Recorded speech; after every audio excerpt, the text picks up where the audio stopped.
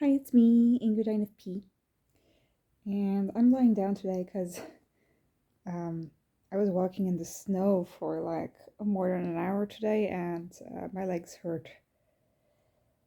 And today I was at the psychiatric clinic for my introduction.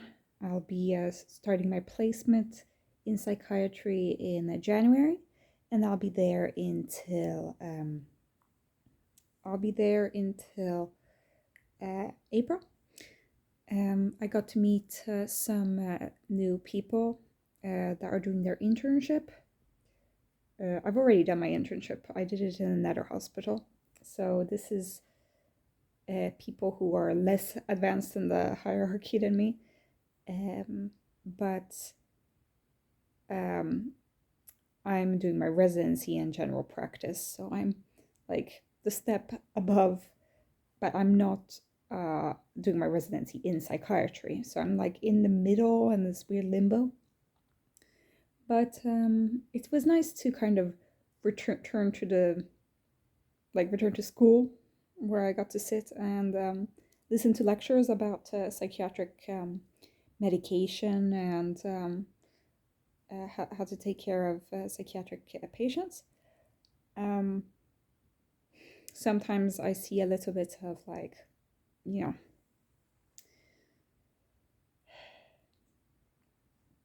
some misunderstandings about mental health um, that are unfortunate, but it's kind of sad to see it in doctors.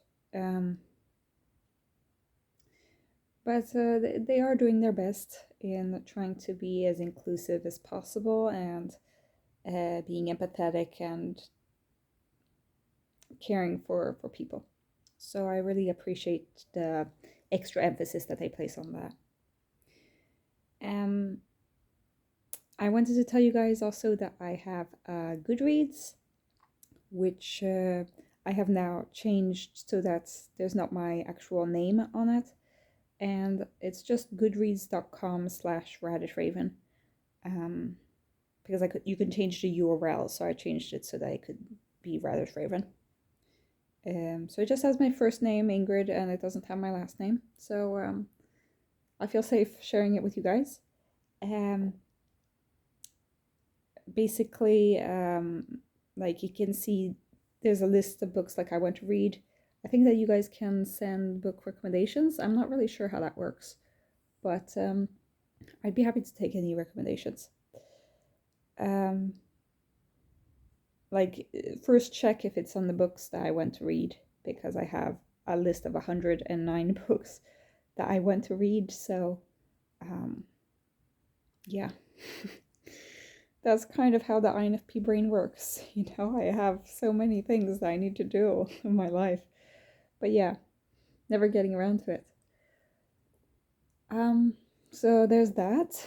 And then also, so the subject of this video is about sensors and how their intuitives are misunderstood by sensors. I spent the weekend with my ISFJ Italian friend and his family. And his family has kind of been like my family in Sweden. Like his family has taken care of me. Like they know me since 10 years back. So I'm kind of like a part of their family. So I went to visit, and his mom is an ESFJ. His uncle is an ISTP, I think. And his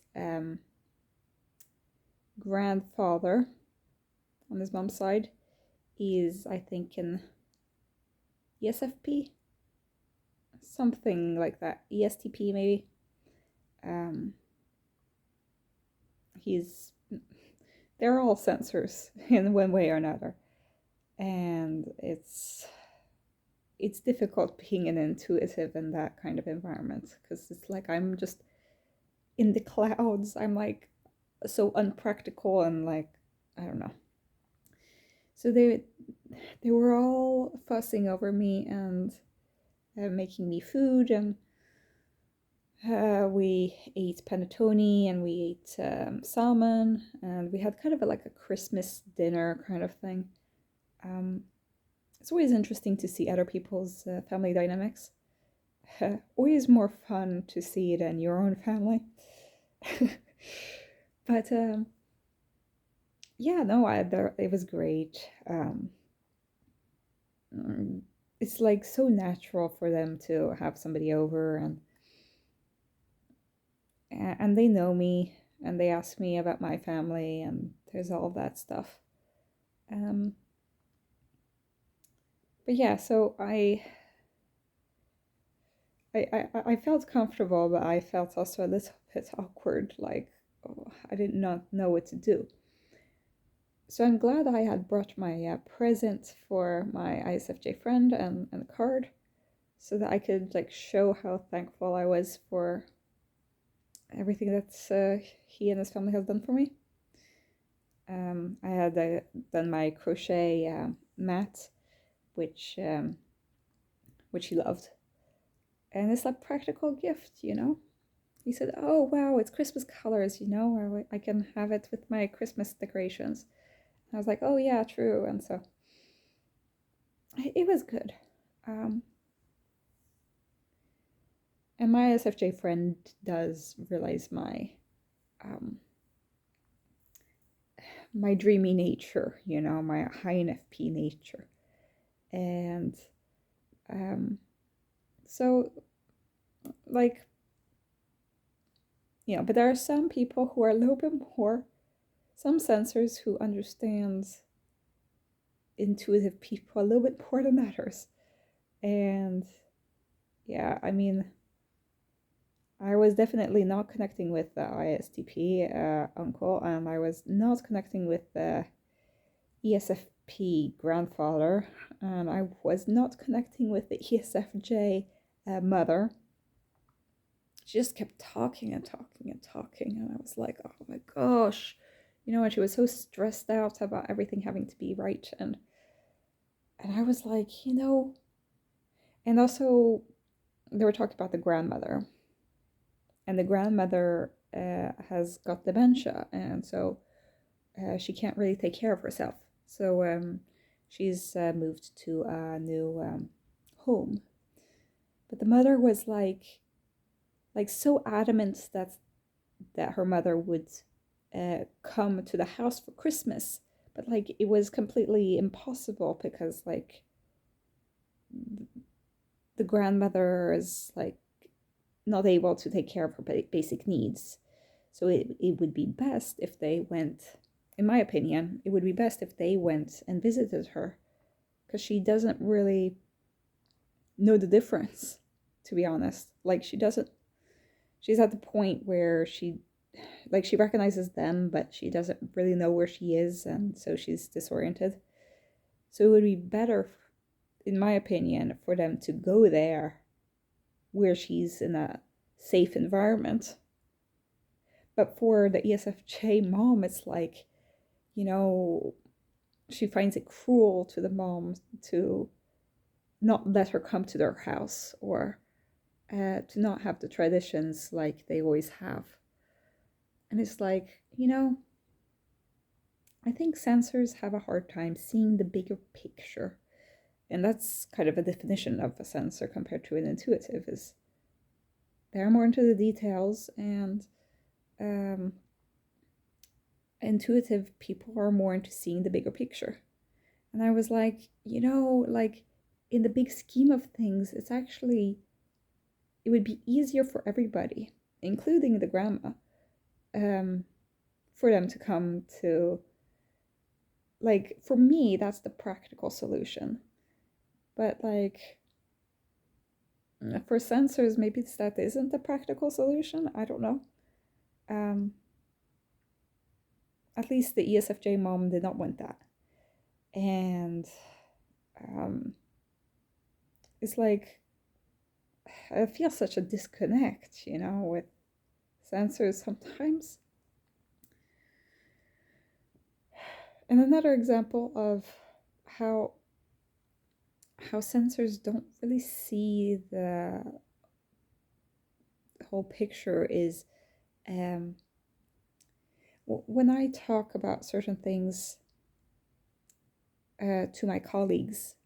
So I met some new colleagues who also work at general practice clinics, and I was like talking about what I feel about psychiatry, and I said, well, they're never taking any of my referrals. Like, they just keep bouncing back to me. All the patients that I try to send to psychiatry, they are bounced back. And I said, like, it's a political problem because, well, like, both the general practice and psychiatry doesn't have enough money, and we in primary care can't take care of all these psychiatry patients. And I know that psychiatry is also has financial problems, but they should also like have more means because people are getting more and more mental illness in the population. And so, you know, I was going into this like political rant of like, you know, how things could be better, you know, and these censor people were like, yeah, but you know, like kind of like be grateful, but it wasn't like be grateful, but it was like, you know, they were like, oh, but they always take all of my referrals. And I'm like, yeah, okay, maybe they take yours, but it's like, I don't think it's only my problem, you know. And also, and they were like defending psychiatry, even though they don't work at psychiatry. I mean, we will work there, but so I'm like keeping an open mind because I will be working there, and I can't be too pessimistic about psychiatry because I don't want to like make my job difficult. But it's like they were kind of just like closing their eyes. They were like thinking about individual cases, you know, like, oh, this, you know, they were like, well, this is how it works, you know, and I was like, but it shouldn't be working this way, you know. And I think that that's the intuitive, like, wanting things to be improved, wanting things, having the idealism of wanting to see things get better, seeing innovation, seeing, like, you know, why are things the way that they are? It just sucks. No, I don't want the things to be the way they are because they suck. You know, that of course there are things that work, but it's like, to a lot of people, intuitives, I think that we can sound like we're dissatisfied with everything because, well, we can see the ways that things can be better, you know? And so, yeah, I did not make as many friends as I could have, maybe. But it's like, I don't want to seem like I don't have compassion, or that I'm, you know, ungrateful person. But I want the best for the patients, you know? And I'm not just there to be negative, you know? And so I kind of had my clash with the censors. It's like I can have my disagreements with NTs, you know? It's like, oh, you know, we know that we'll never understand each other because, well, they're thinkers and I'm a feeler, and, you know, I'm illogical and they are logical. I mean, it's not true, but like, I get it. But censors, and they get me, you know, like they get the difference between different people in a way. But censors sometimes we're just speaking different languages and it just like never. Yeah, I get just into weird disconnect in communication, and they're interested in certain details, but it's like they aren't seeing the whole thing. They're like taking a slice of the pie, and it's like they don't see that it's a whole pie. They think that's. It's like, there's that tale of like the blind people who look at an elephant, or like and one of them thinks that the elephant is like a tail, and they're like, oh, an elephant is like a brush, and like another one is like touching the ears, and it's like, oh, the elephant is like, I don't know, a pancake. I don't know, it's flat and floppy like that. And then another one is like touching the feet, and it's like, oh, an elephant is like tree trunks. And it's like none of them have actually, all of them are blind, and none of them are seeing the same thing. They all have different perceptions, but none of them see what an elephant actually is. Unless they like change, they shift perspective, and like if they feel all of the parts of the elephant. And yeah, I don't know, I kind of feel a bit misunderstood and dejected for being like one of the few intuitives in this group. And I don't think that there's any other INFP.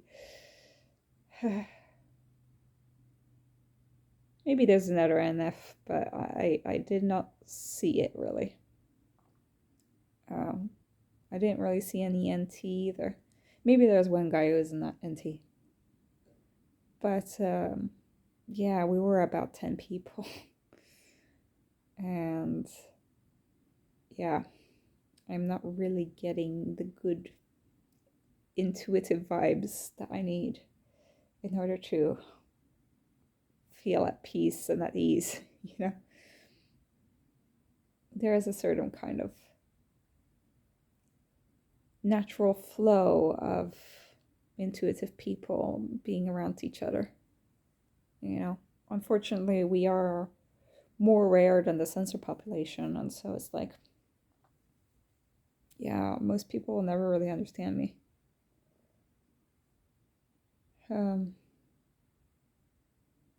So yeah, this wasn't a really fun video, but it's kind of relevant to the life of an INFP, I think.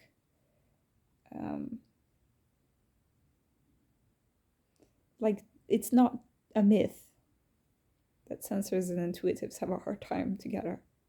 It's an actual thing that is all too real.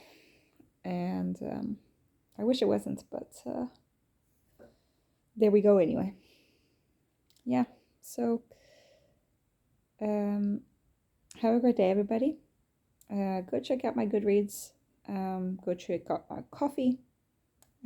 Like, subscribe. I'll do all of the YouTube stuff. Because it really does help the channel, actually. I mean, I don't really talk about it much, but it does help the channel. So that I can keep doing this without feeling like I'm wasting my time. Okay, so have a great day, everybody. Bye.